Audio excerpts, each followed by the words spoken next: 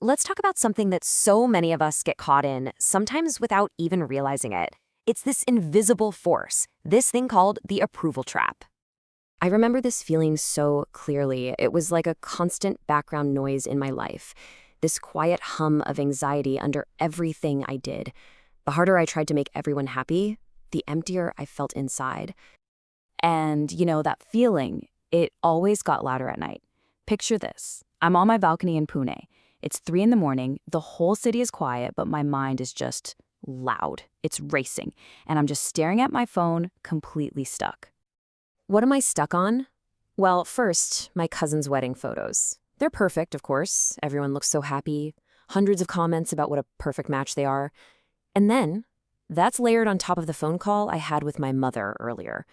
I can still hear her voice, that mix of love and disappointed concern, pushing another suitable boy, some software engineer from Seattle.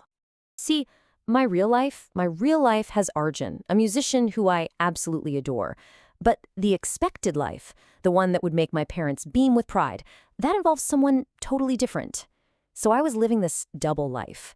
When I was with Arjun, I'd feel this wave of guilt, like I was betraying my family. And then when I was with my family, pretending to consider their choices, I felt like I was betraying myself. It was this constant, exhausting tug of war. Well, it turns out that feeling actually has a name. It's the approval trap.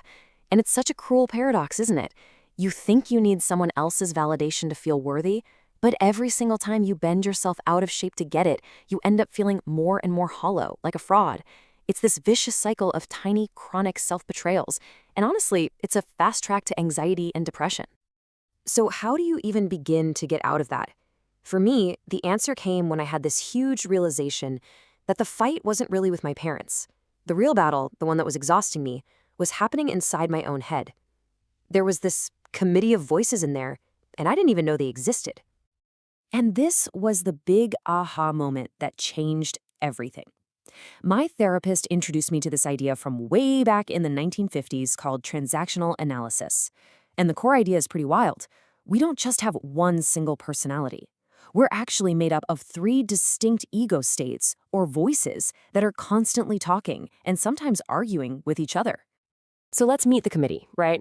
First up, you have the parent. This is basically a recording of your own parents and all the other authority figures from your life. It's the voice that says, you should, or what will people think?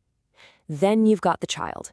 This is where all your feelings live, your joy, your sadness, your authentic wants and desires. And finally, there's the adult. This is your rational, logical self, the one who can just look at a situation and ask, okay, what are the actual facts here? Now, here's the absolute key, the approval trap. That's what happens when one specific part of you completely takes over the show. It's a part of your child ego state called the adapted child. This is the part of you that learned, way back when you were little, how to change your behavior to get praise and, more importantly, to avoid getting in trouble. It's the people pleaser, and it's running on a very old, very primal fear. If they disapprove of me, I won't be safe. And you can see this internal fight play out all the time, right? Like, imagine your boss asks you to work over the weekend, again.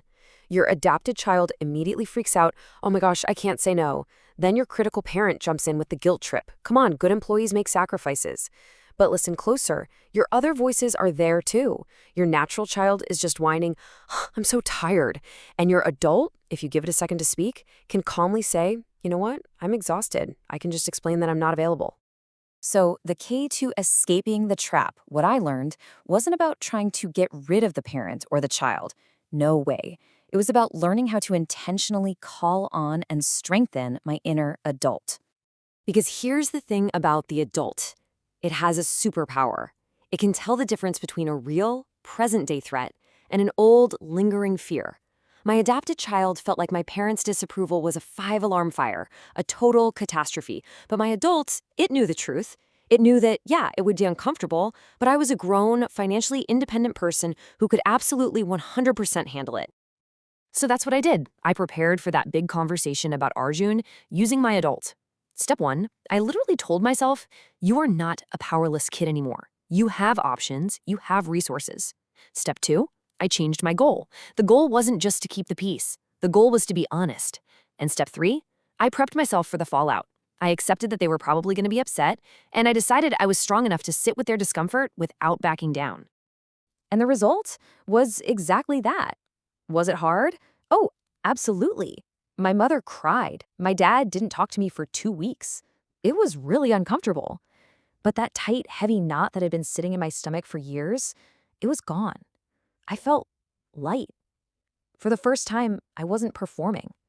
I chose a little bit of short-term pain for a lifetime of actually being myself. Look, my story isn't special.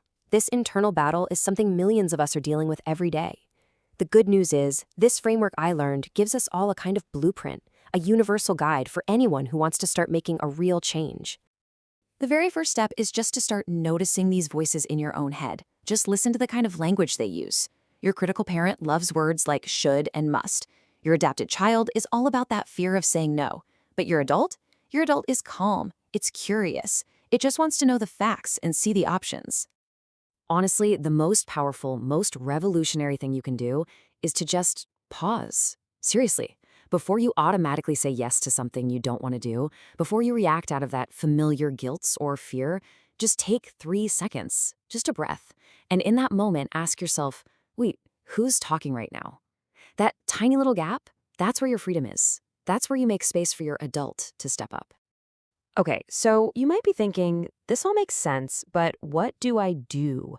What's a real, concrete first step you can take, like today, to start building that adult muscle? Try this little exercise. Pick one thing, one decision you've been putting off because you're scared of what someone will think. Now first, ask your inner child, what am I really afraid will happen? Let it answer. Then bring in your adult and ask, okay, realistically, what is the actual worst case scenario here? You'll probably find it's not total disaster, just some temporary discomfort.